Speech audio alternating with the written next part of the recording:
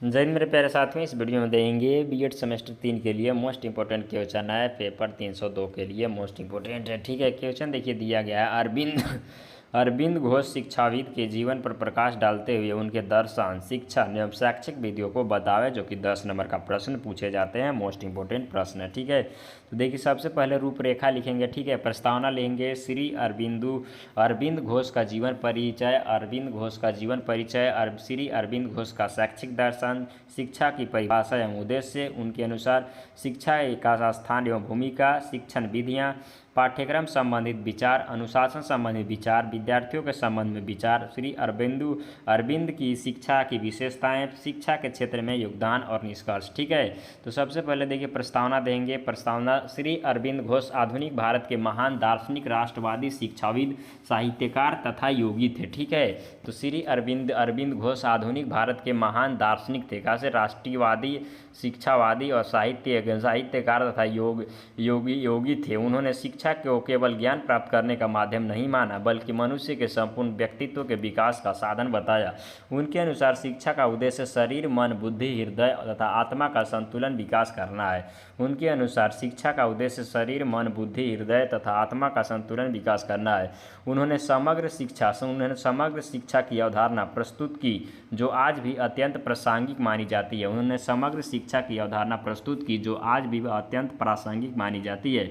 दूसरा देखिए आगे दिया, श्री अरविंद घोष का जीवन परिचय। श्री अरविंद घोष का जीवन परिचय, पूरा नाम श्री अरविंद घोष है। ठीक है, जिसका जन्म 15 अगस्त 1872 ईस्वी कलकत्ता, पश्चिम बंगाल में हुआ था। जिसका जन्म कहाँ हुए थे? 15 अगस्त 1872 ईस्वी में कलकत्ता, पश्चिम बंगाल में हुआ था। पिता का नाम डॉक्टर कृष्णधन घोष था। माता का नाम स्वर्णलता देवी है। ठीक है, माता का नाम क्या है? स्वर्णलता देवी था। ठीक है, प्रारंभिक शिक्षा इंग्लैंड में हुआ। प्रारंभिक शिक्षा कहाँ हुआ? इंग्लैंड में हुआ।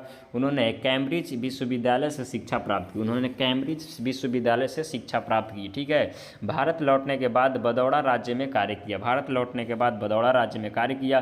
वे भारतीय स्वतंत्रता आंदोलन के प्रमुख नेताओं में रहे। बाद में राजनीतिक छोड़ अध्यात्म एवं योगी के मार्ग पर चल पड़े।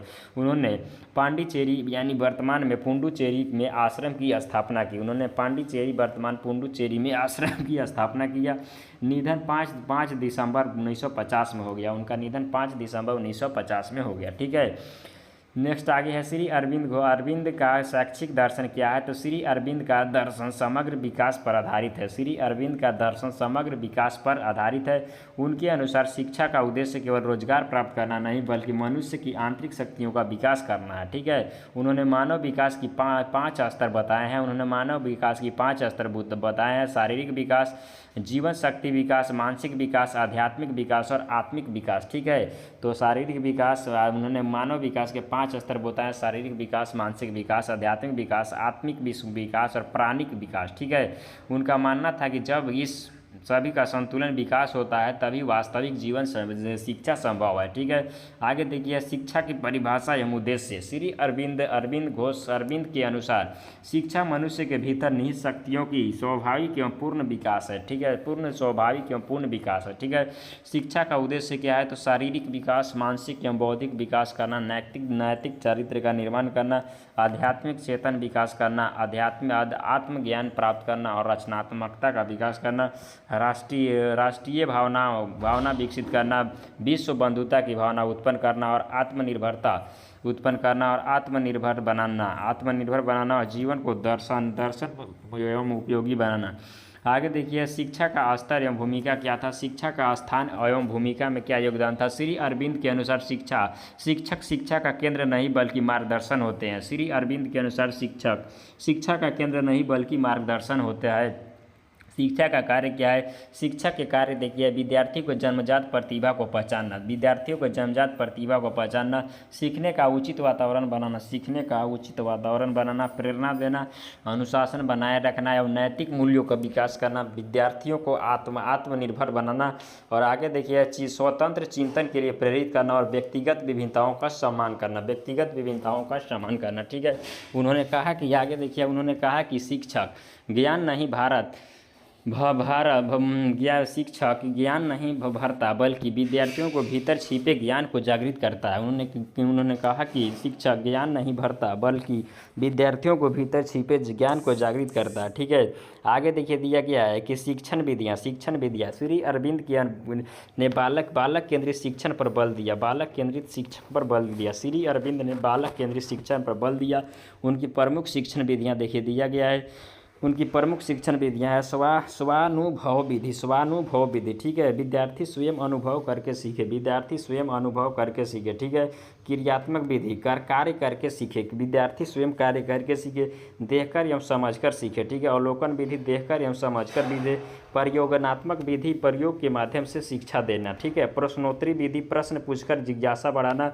चर्चा विधि समूह चर्चा द्वारा ज्ञान विकसित करना। ठीक है, योग दर्शन ध्यान देना। ठीक है, योग एवं दर्शन ध्यान देना दिया है। योग एवं ध्यान माने मन की एकाग्रता पर आत्म विकसित करना। नेक्स्ट आगे है कि पाठ्यक्रम संबंधित विचार क्या था। तो श्री अरविंद के अनुसार अरविंद का पाठ्यक्रम संतुलन एवं व्यापक था। उन्होंने निम्न विषयों का महत्व दिया: मातृभाषा, अंग्रेजी, संस्कृत, गणित, विज्ञान, इतिहास, भूगोल, दर्शन, साहित्य, योग, कला, संगीत, शारीरिक शिक्षा और नैतिक शिक्षा। ठीक है, आगे है उनके अनुसार पाठ्यक्रम बालक की रुचि, क्षमता एवं आवश्यकता के अनुसार होनी चाहिए। ठीक है, नेक्स्ट आगे है अनुशासन संबंधित विचार। श्री अरविंद घोष के बाहरी दंड के पक्ष में नहीं थे। वे आत्म अनुशासन को सर्वोत्तम मानते थे। ठीक है, उनके अनुसार प्रेम पूर्ण वातावरण होना चाहिए। विद्यार्थियों स्वयं अनुशासित बने। नैतिक शिक्षा दी जाए। दंड की अपेक्षा प्रेरणा दी जाए। नेक्स्ट आगे है विद्यार्थियों के संबंध में विचार। उनके अनुसार बालक में ईश्वर का अंश विद्यमान है। प्रत्येक बालक में ईश्वर का अंश विद्यमान है। विद्यार्थियों को स्वतंत्र वातावरण मिले, उनकी रुचि को सम्मान हो, रचनात्मक कार्यों का अवसर मिले, आत्मविश्वास विकसित हो और नैतिक एवं आध्यात्मिक शिक्षा मिले। नेक्स्ट आगे है श्री अरविंद की शिक्षा की विशेषता क्या है। श्री अरविंद की शिक्षा की विशेषताएं क्या है।